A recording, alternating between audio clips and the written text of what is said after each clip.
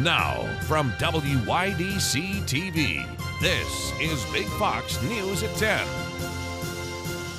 Good evening. I'm Jennifer Lindgren.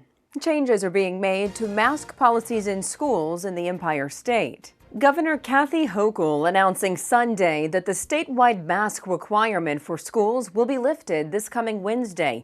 This mandate does not apply to students in New York City. However, Mayor Eric Adams said a decision to lift masks in city schools could come as soon as this Friday.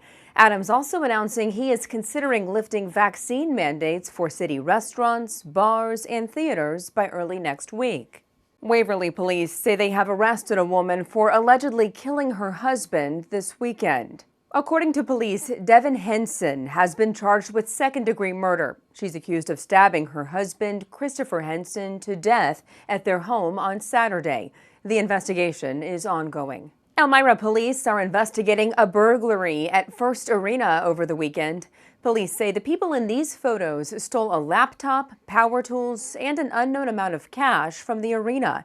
Police ask if you have any information on who this could be, call the department. The Elmira Fire Department says stolen copper pipes led to a gas leak at a vacant home.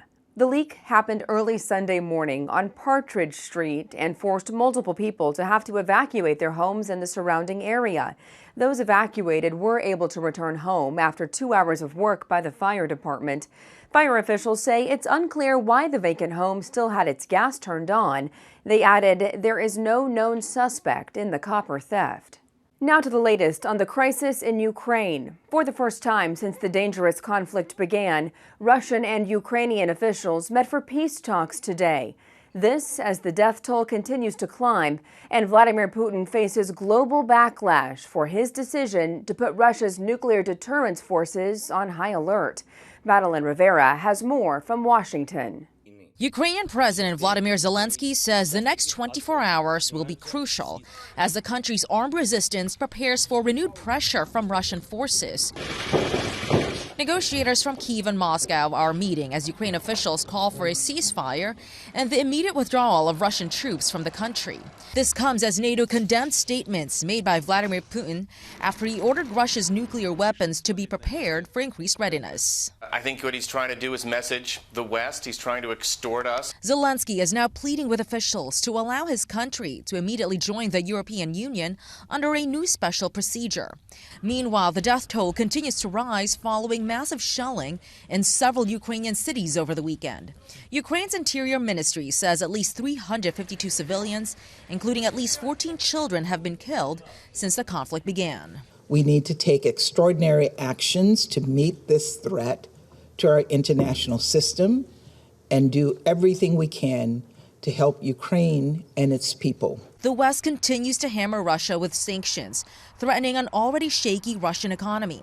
The Biden administration expanded sanctions Monday against Russia's central bank, barring Americans from doing any business with the institution. New York Archbishop Cardinal Timothy Dolan visited the Ukrainian Catholic parish in his city Sunday. Cardinal Dolan spoke during Mass at St. George Ukrainian Catholic Church in Manhattan's East Village. For the parishioners, the Russian invasion is a situation they know firsthand. All of your people here, Father Elias and Father Peter, you have masses all day. Yes. But they have parents and brothers and sisters and cousins and children still in Ukraine. So they are especially suffering. And many of them left Ukraine a long time ago because of the suffering there with the continued Russian tyranny that has afflicted their nation. There are more than 13,000 Ukrainian Catholics in the U.S. spread out among 62 parishes across the country. Airbnb says it can house up to 100,000 refugees from Ukraine. The vacation rental company says its nonprofit unit, Airbnb.org, will offer free temporary housing. Airbnb's and Airbnb.org executives say they have sent letters to the leaders of Poland, Romania, Germany, and Hungary offering to help house refugees. The stays will be funded by Airbnb, donors to the Airbnb.org Refugee Fund, and hosts of Airbnb.org. Senior EU and French officials estimate at least 300,000 Ukrainian refugees have entered the European Union so far after Russia's invasion. A former Ukrainian beauty queen takes aim in a new contest against the enemies of her country.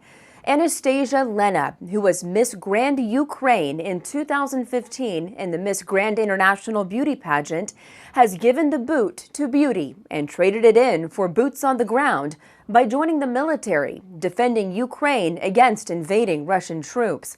Lena is urging support and soliciting donations to the Ukrainian armed forces. One of her proud posts says, "Our army is fighting in such a way that NATO should apply for entry into Ukraine." China is the lone major holdout among the global community in condemning Russia's invasion of Ukraine. Instead, Beijing is blaming the U.S., while here at home, there are increasing worries about what China will do concerning Taiwan. Jillian Turner reports from the State Department.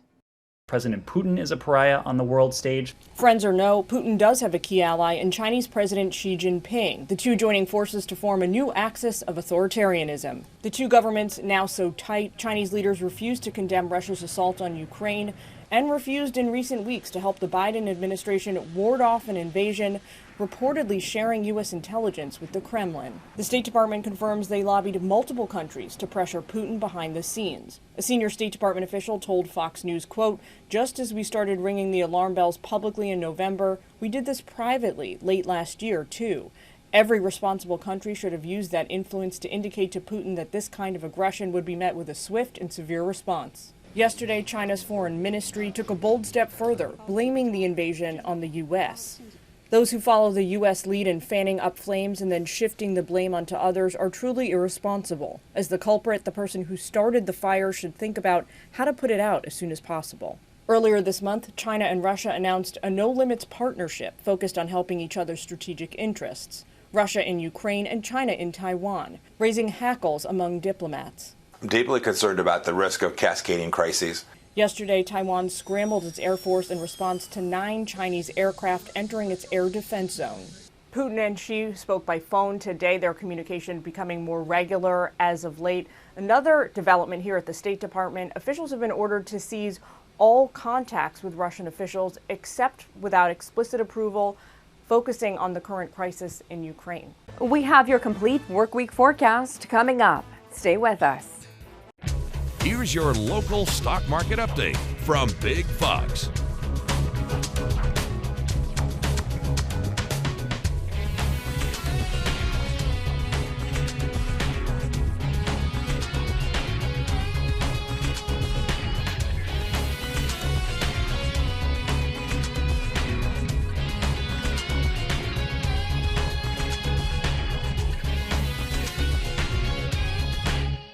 Now, your Twin Tiers forecast from Big Fox. All right, thanks again for checking in as we take a look at your local forecast and the view from the Binghamton National Weather Service on Monday, our last day of February, showing bright blue skies. Of course, cooler temperatures, but readings are going to be bumping up to above average levels once again. Should mention that meteorological spring begins Tuesday, March 1st, tomorrow. That'll run through the end of May. But again, this marks the end of meteorological winter, which is the coldest 3 months on average for the Northern Hemisphere, being December, January, and February. Now, the official start to spring, the vernal equinox, that is not until March 20th. So we still have a few weeks yet before official spring begins. All right, looking at the temperature outlook from March 5th to the 9th, rather, you can see above average readings here in the Elmira Corning area. Waking up, though, to a temperature of 18. That's pretty close to where we should be. Sunrise is at 6:41, and then our daytime high topping out into the mid-40s, a few degrees above the average of 40. Sunset at 4:57. So a pretty quiet night tonight as meteorological winter ends. Mild midweek temps. Milder than what we had last week and milder than what it was today, with some rain and snow chances. A couple of clippers will be sliding through, and then a bigger weekend system with more rain and snow potential. So again, overnight tonight we'll actually have a little bit of a rain snow chance to our north, but Tuesday night and into early Wednesday, at least into the afternoon, you can see another chance of that rain and snow.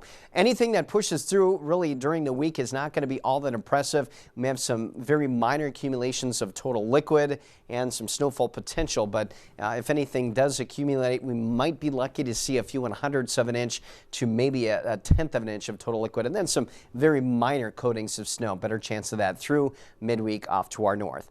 All right, temperatures as we start off our March 1st will be into the teens. It's pretty close to average, so nothing surprising. You factor in a wind, though, and a few locations could be down into the lower teens. And then here's a look at the wind gusts out of the south throughout the day, and maybe gusting up close to 25 miles per hour midday before they do taper a little bit into the late afternoon and evening. So with that said, that southerly wind helping to boost temperatures into the 40s for many locations, above average by 5 to 10 degrees in some spots like Watkins Glen, and we should have some milder conditions settling on in for your Wednesday as well, but maybe not quite as warm.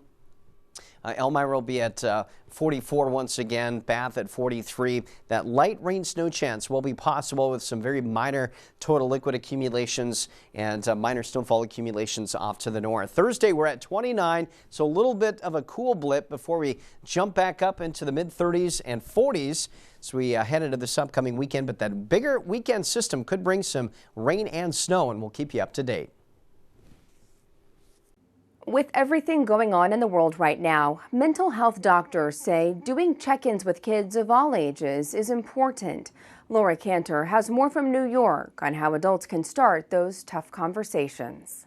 What we've learned is that proximity physically is not necessary.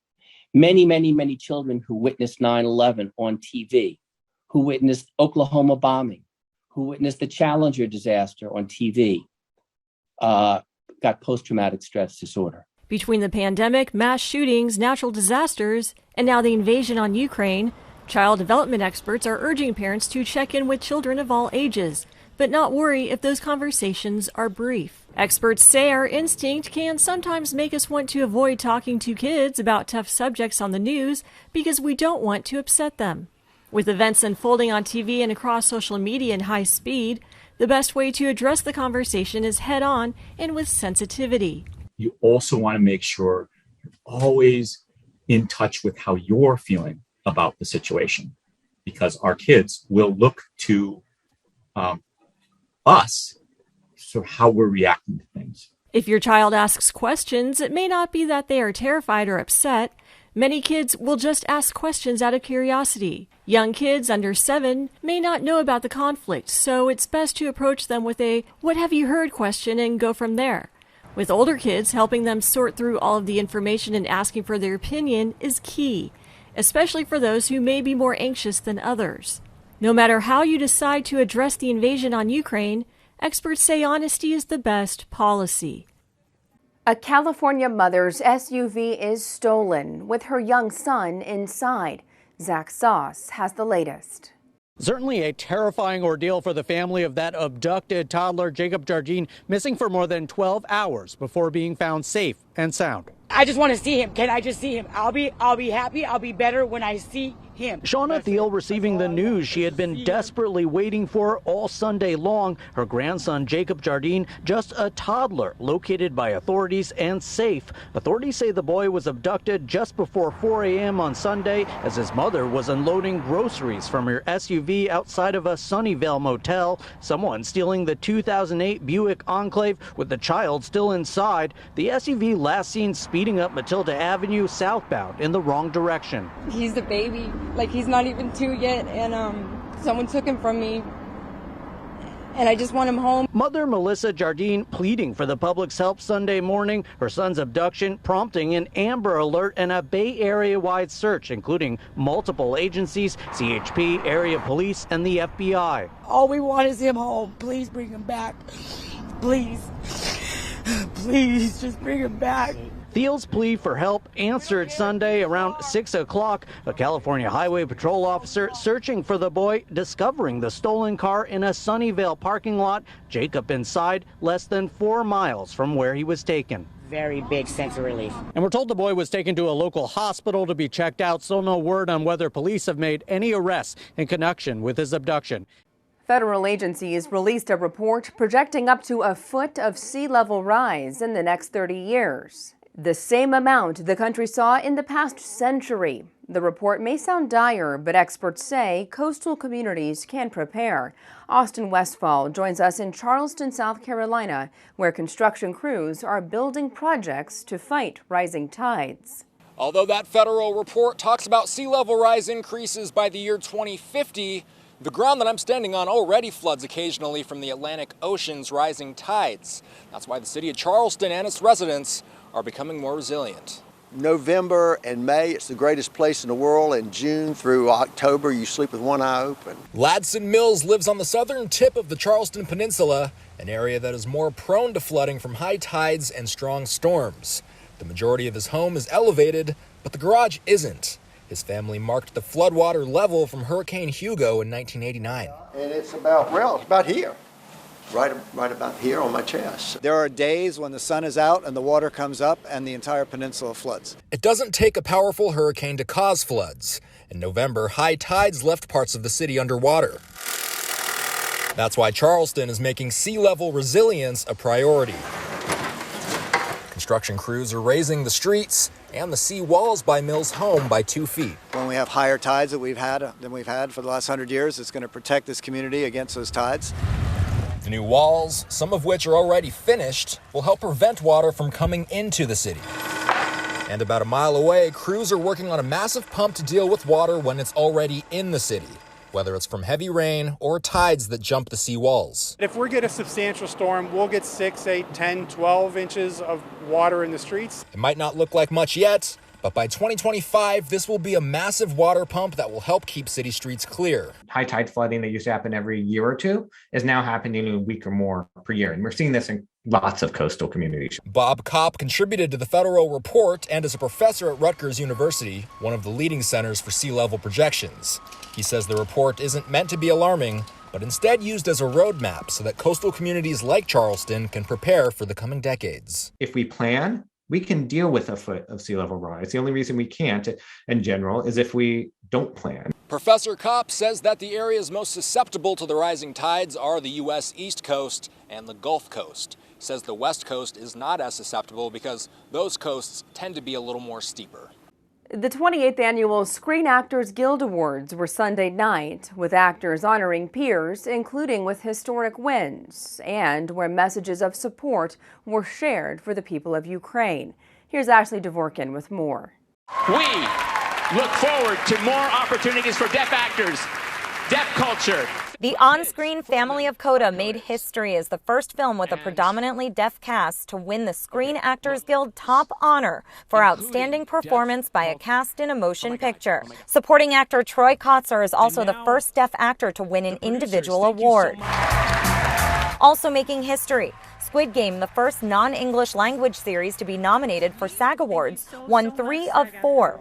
In other big wins, film, female, and male leading role went to Jessica Chastain for The Eyes of Tammy Faye and Will Smith for King Richard. Ariana DeBose took female supporting actor for West Side Story. Holding a place in our hearts for the people of Ukraine and sending our thoughts, prayers, and hopes for impending peace.